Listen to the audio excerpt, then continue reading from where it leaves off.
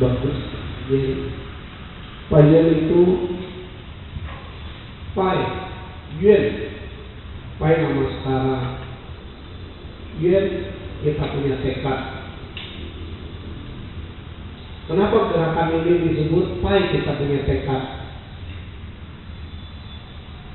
Setiap orang itu punya kemauan yang dipompa dengan penuh semangat itu dikasih nama tekad. Sayang sekali jiwa manusia itu selalu berubah, sulit mantap.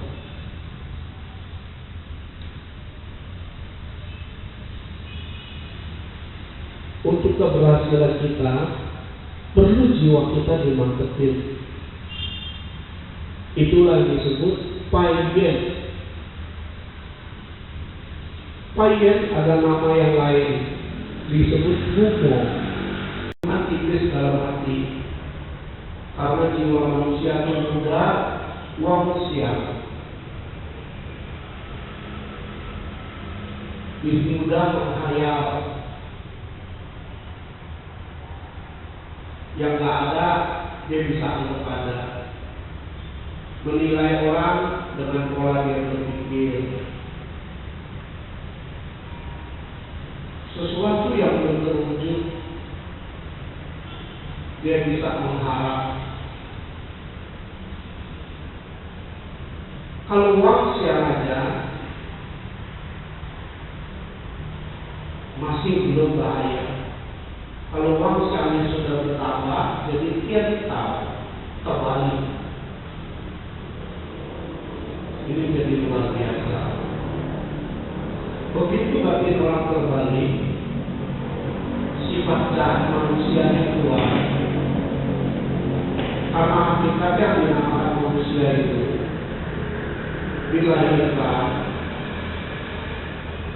ada kebaikannya, juga ada keburukannya. Jarang sekali orang dilahirkan hatinya bisa mulia. Lebih banyak hatinya di atas 75% negatif.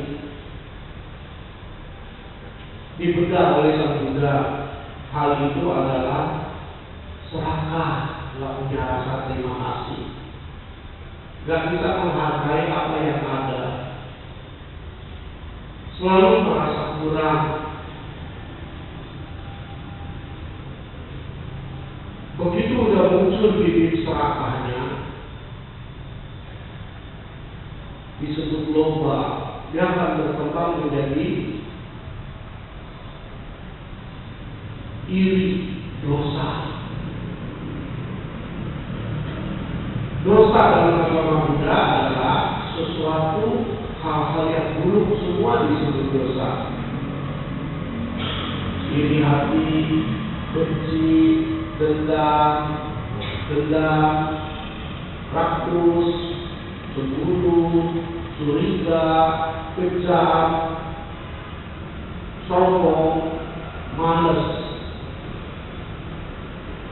Itu semua kategori dari dosa. Kenapa bisa begini? Padahal secara logika kita sudah tahu nggak boleh. Secara logika sudah memberitahukan kita hal-hal ini semua nggak akan membawa kita beruntung. Tapi kenapa bisa begini? Padahal secara logika kita sudah tahu nggak boleh. Secara logika sudah memberitahukan kita hal-hal ini semua nggak akan membawa kita beruntung. Tapi kenapa masih kita lakukan? Karena kebodohan, moha.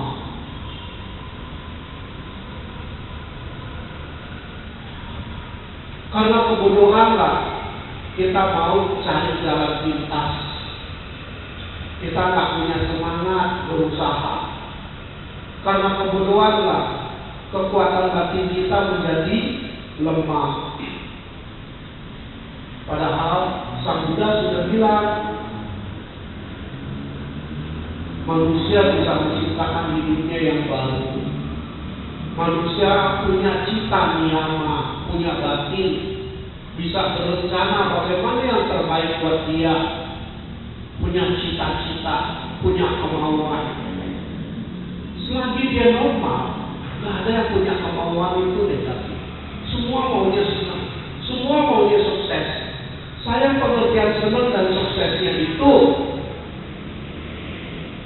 lebih mudah terbawa di dalam kirkau kebalik, lebih mudah terbawa di dalam uang siap hayawan. Dua poin itulah yang menjadi hambatan keluarnya cahaya dalam batin. Dua poin itulah yang menyebabkan manusia gak bisa sensis uang, gak bisa menghargai waktu yang ada, gak bisa menghargai apa yang dia punya. Selalu mendapatkan sesuatu yang dia tidak punya. Padahal yang dia punya itu betul-betul dia punya. Yang dia belum punya itu memang bukan dia punya. Coba bagaimana? Dari yang dia punya itu dia bisa kembangin saja. Bisa jadi event one modal 1 bisa jadi 10.000. Yang dia punya kalau dia bisa gunakan aja, yoyo ucio, gak habis-habisnya dia bisa pakai. Kita punya tangan, kita punya kaki, kita punya mata, kita punya kuping, kita punya pikiran. Mungkin ada yang gak beruntung, gak semuanya sempurna, tapi dia cerita ini. Gak tahu Anda masih ingat lah. Ada orang hidup di campuran sucian, hidup di zaman perang. Karena hidup di zaman perang itu, mau nggak mau, dia juga terlibat perang. Ini anak muda hebat, anak kampung ini hebat. Demikian hebatnya dia jadi ahli panah, pintar naik kuda. Akhirnya dia jadi perwira. Apa mau hidup itu nggak langgeng, selalu bisa berubah. Dalam perang itu dia ketangkep, musuhnya tahu dia itu adalah senjata ahli panah. Banyak musuh-musuhnya dimatiin dia. Ketika dia ketangkep, tangannya dibuntung. Saking bencinya musuhnya itu, setelah buntungin tangannya, nggak dimatiin, biar dia susah. Mana lu bisa panah gua lagi? Si buntung ini nggak punya kepandaian apa-apa. Akhirnya dia jadi pengemis untuk itu. Ingatannya cuma satu, mau pulang ke kampung. Di tengah jalan, perut lapar, dia lihat masih ada rumah yang bagus, mewah. Dia ketok pintu, dia minta sedekah, minta makan. Tuan rumahnya ini bilang apa? Kamu masih muda, mana boleh jadi minta-minta. Dia bilang apa? Aku mana bisa apa lagi? Pipa ini udah cacat. Yang punya rumah itu bilang apa? Kamu masih bisa. Ayo, aku kasih kamu makan. Pulang kamu kemana? Ke kabupaten Bokil. Butuh biaya berapa? 2 kail. Aku kasih kamu 4 kail. Ayo kamu kerja 10 hari di sini. Disuruh dia angkatin batu.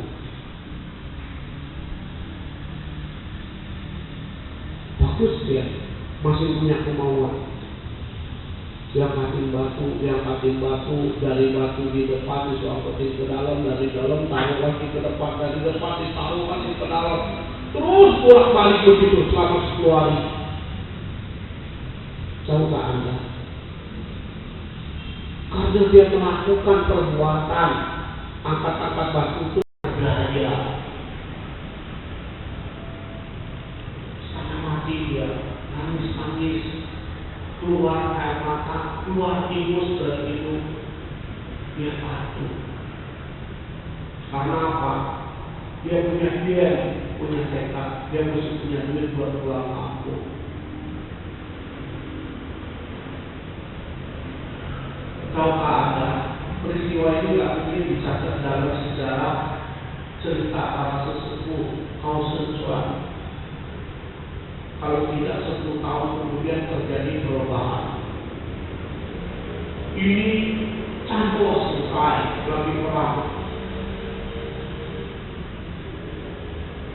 Wanita yang punya rumah besar yang kaya, dia sudah melupakan perbuatan kebajikannya itu.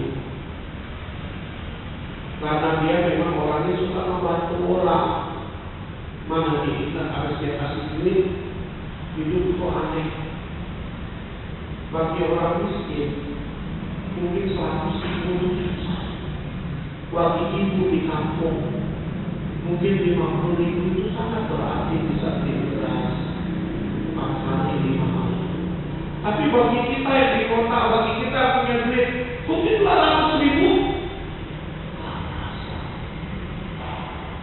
Orang kaya ini kasih si butuh itu 4 air. Kasih butuh untuk pulang kampung. Kalau tak ada, karena zaman memang perang. Dia tekadnya sudah bangkit bahwa dia walaupun butuh belum habis, walaupun cacat masih berguna. Dia paling kecuali dia kerja, dia pakai tangannya masih ada, tangan kanannya dia potong-potong pohon, dia latihan. Karena ketekunannya dia tekun. Kalau tekad, dia tekad itu. Karena ketekunan, karena tekadnya. 10 tahun kemudian dia jadi panglima yang terkenal ahli pedang. Suasana perang mulai damai. Dia ditunjuk oleh panglima besar menjadi komandan militer di kabupaten yang dulu dia di kabupaten. Dia masih ingat ketika dia jadi panglima di sana, panglima militer di situ. Ini rumah tua itu. Dia ditunjuk oleh panglima besar menjadi komandan militer di kabupaten yang dulu dia di kabupaten. Dia masih ingat ketika dia jadi panglima di sana, panglima militer di situ. Dia lihat rumah tua itu masih ada. Dia terkenal sebagai jago perang dan kejut.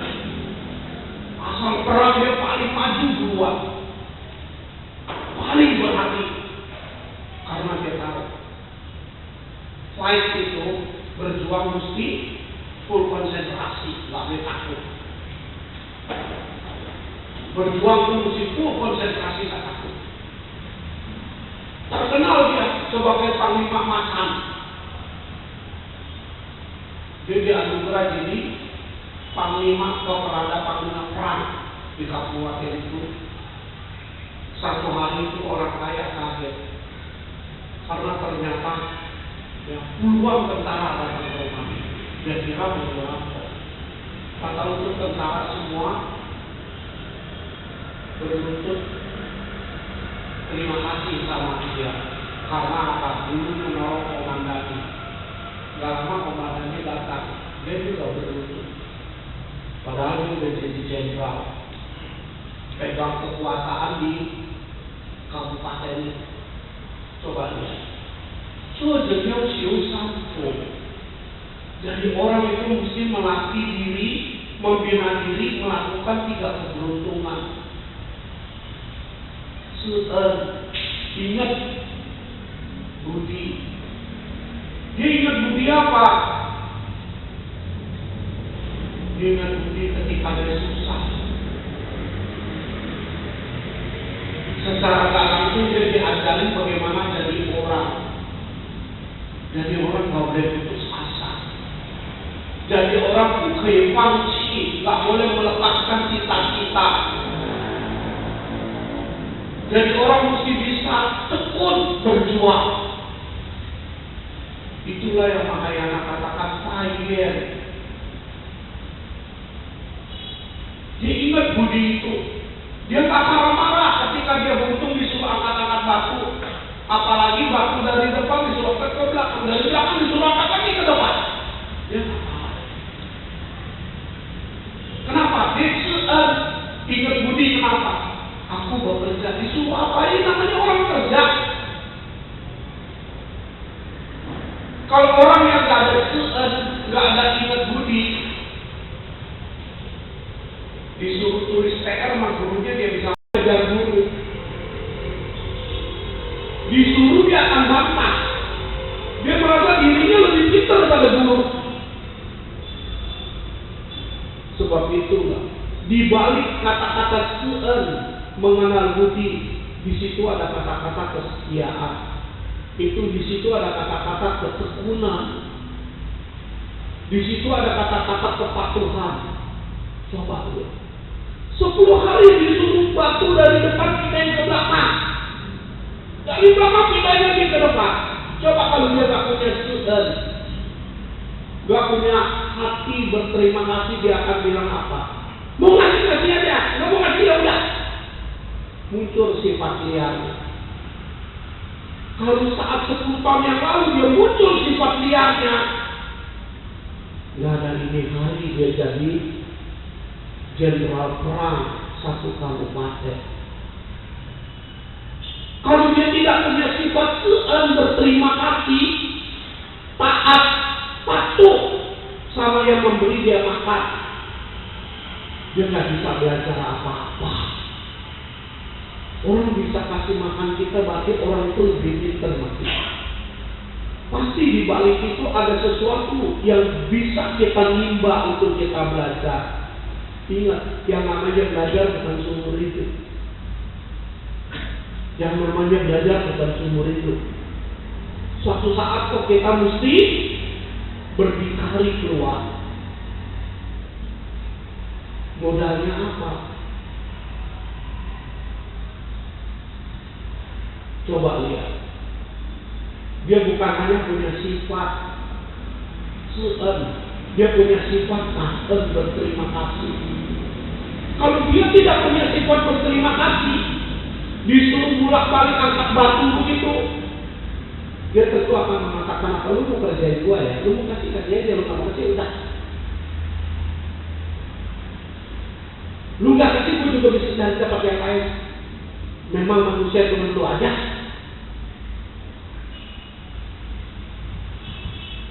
Dia punya rasa kangen. Rasa kangen itu membuat dia tekun. Rasa kangen itu membuat dia taat. Coba lihat, setelah dia jadi jenderal, dia bisa power, bisa balas budi. Dia punya barisan pengawalnya dia tuh yang dia didik itu, dia kasih tahu bahwa dia itu dulu sengsara, ahli panah. Karena demikian jagonya dia, sampai akhirnya dia dijarah tangannya dibunuh. Tapi koki dia nggak mati. Padahal niatnya musuh itu melecehkan dia. Dia kalau untuk itu masih bisa kalah kuat.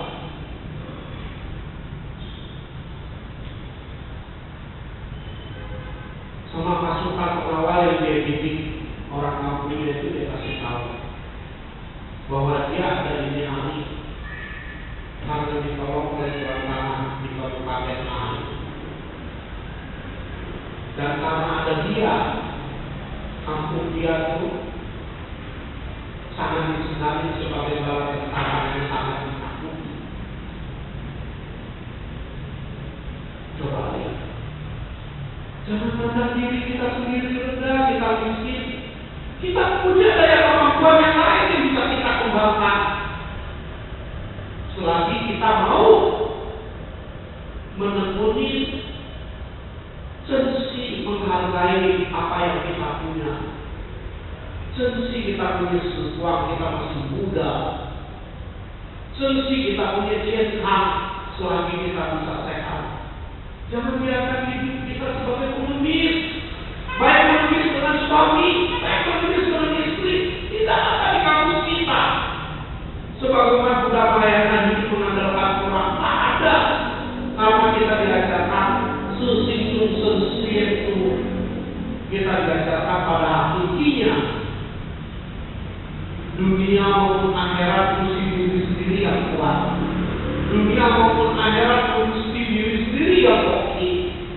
Dunia maupun akhirat mesti diri sendiri yang bisa melindungi dirinya sendiri. Orang tua cuma sarana lahir di dunia. Karena apa kita buruk, lahirlah kita di keluarga miskin. Tapi bukan harga mati kita hari tua jadi miskin. Nasib kita bisa berubah. Yang menjadi masalah adalah semangat. Bisalah tekun. Sebab itulah pahit disebut juga humo menundukkan iblis dalam batin. Iblis apa? Iblis manusia menghayal. Iblis pintar, terbalik menganggap dunia ini kekal, menganggap kita ini sepatu yang bisa tua, menganggap diri kita bisa selalu sehat. Iblis pintar, terbalik menganggap dunia ini kekal, menganggap kita ini sepatu yang bisa tua, menganggap diri kita bisa selalu sehat.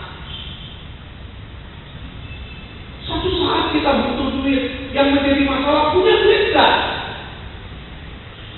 Suatu saat kita tua, yang menjadi masalah tabungan cukup gak di hari tua?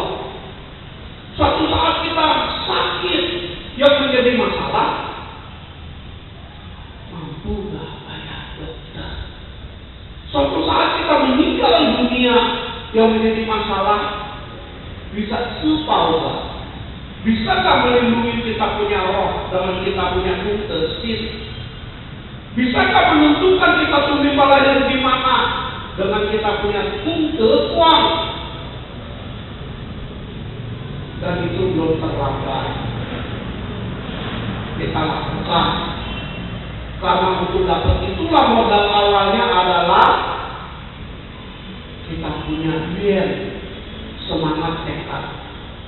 Pahit itu adalah ilmu dalam agama Buddha Mahayana yang tertinggi, yang bisa menyeimbangkan kita punya syarat-syarat alat-alat kesadaran kita, sehingga ketika batin kita kental, batin kita wangsia, kita bisa banting setir kembali ke batin senju, batin hakiki. Tidak ada kata-kata terlambat kalau kita mengoreksi diri kita sendiri. Mungkin orang lain tidak maafkan perbuatan kita, tapi yang penting kita berubah menjadi lebih baik. Mungkin orang masih curiga kepada kita. Usowe, nggak apa-apa. Yang penting, wow, usunah yang aku bukan begitu lagi. Oleh karena itu pahit sebagai ilmu buat humo mendudukkan uang siap makir dipakai selama 32 hari untuk mensucikan orang-orang yang ingin dilantik jadi biku, orang-orang yang ingin dilantik menjadi bikuni. 32 hari digodok di bawah pimpinan 10 guru besar. Ratusan orang bersama-sama melatih